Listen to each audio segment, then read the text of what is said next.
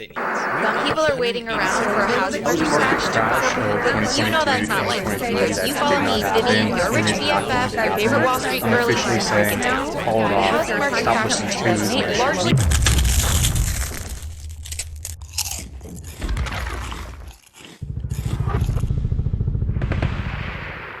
Hearing all this noise from all different sides. It's a great market. It's a bad market. It's a crashing market. It's a rising market. You're going to lose equity if you don't buy a house right now. You're going to lose equity if you buy a house right now. But what is really going on? So many people are coming out and they're saying, man, the crash is over.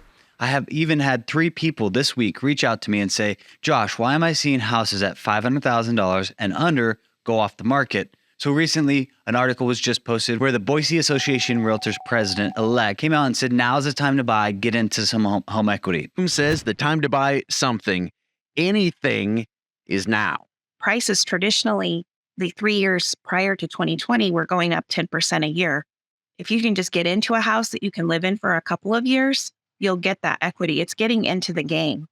And so if it means you live in a smaller home in a part of town you don't love, you're in the game. And that's the most important part. You sure about that? That's why? As soon as we drop down into that 450, 400, definitely into the 300, all of a sudden now we're having to fight a little bit harder to get clients' houses.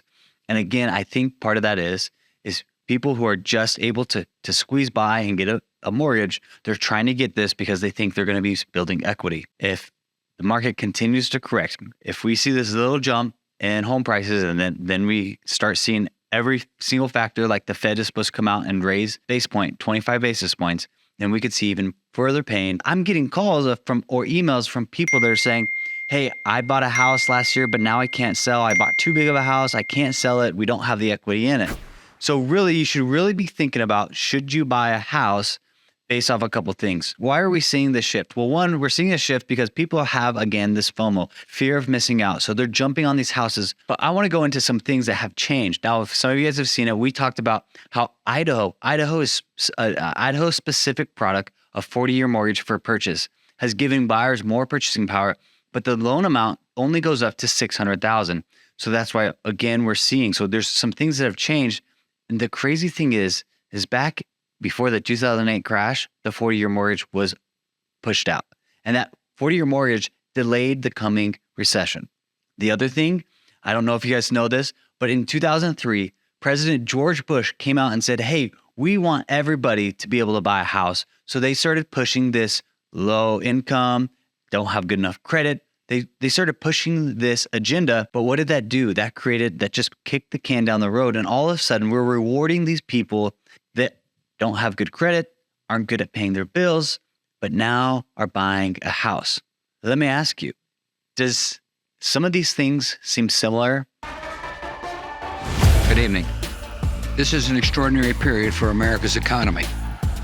Over the past few weeks, many Americans have felt anxiety about their finances and their future. The action of my administration over the past few days, Americans can have confidence. The banking system is safe. Your deposits will be there when you need them. I understand their worry and their frustration. Every American should feel confident that their deposits will be there if and when they need them. We've seen triple-digit swings in the stock market. Major financial institutions have teetered on the edge of collapse, and some have failed. As uncertainty has grown, many banks have restricted lending. Credit markets have frozen, and families and businesses have found it harder to borrow money. We're in the midst of a serious financial crisis, and the federal government is responding with decisive action. I think you all know that I've always felt the 9 most terrifying words in the English language are, I'm from the government and I'm here to help. So President Biden, you'll remember a while back, he said help is on the way. And then he signed that American Rescue Plan, so I would say help is here. Help is here. Help is here. What is this thing that the Biden administration pushed out? Well, some of you, if you're on YouTube, you probably see a lot of these videos where they're talking about how the Biden administration is pushing and has approved that if you have bad credit and you don't have enough, then they're going to charge these people with good credit, which is kind of like socialism. Well, we already know where Biden administration is moving towards, and now our country is going to move towards that a little bit further. with this whole new agenda that he's pushing. The federal rule will subject home buyers with good credit scores to higher mortgage fees, while riskier buyers will get more favorable mortgage terms.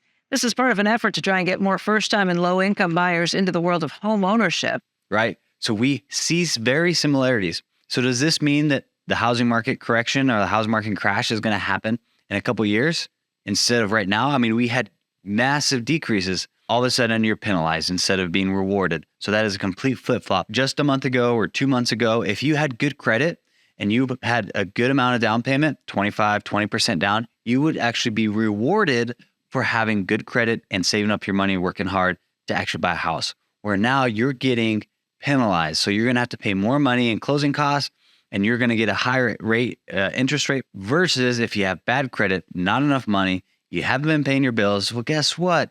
The guy who has been working hard is going to pay your bill for you. So we're seeing these new things come into the market that we saw back in 2003, 2004, which again, 2007 still happened.